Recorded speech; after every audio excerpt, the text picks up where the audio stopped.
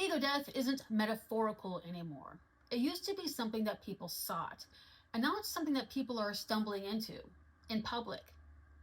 The ego is the story that tells you who you are, how the world works, and what's safe. For decades, that story came pre assembled through family, culture, job, relationships, and even your online persona. By the time you were 18 to 25, the self felt settled enough to operate in the world. But the structures that held it together are dissolving through economic instability, social scripts breaking, constant comparison through algorithmic feeds, AI destabilizing purpose, and institutions losing credibility.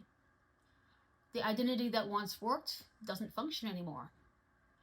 There's a recent viral video of a man at the ATL airport after the Epstein list was released, hollering at everyone around him, "Why are you still acting normal?" This wasn't just a meltdown. This was someone whose internal model of reality collapsed, and he couldn't understand why everyone else's hadn't. This isn't a cinematic awakening. It looks like confusion, grief without a name, rapidly trying on identities, or some people just going silent or others unraveling publicly. The ego isn't being transcended, it's being outgrown faster than it can adapt. Nervous system level reality.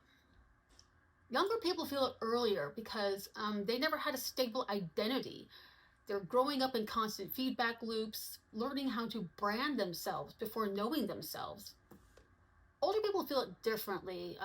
It's like everything they built feels hollow and nothing means the way it used to anymore. Same collapse, different entry point.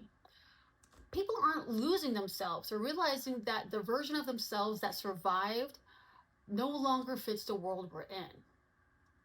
We're watching millions of people meet themselves for the first time, without choice, without ceremony, just exposure.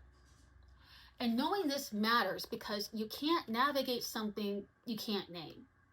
Seeing the fracture in yourself or in others lets you act with clarity instead of confusion.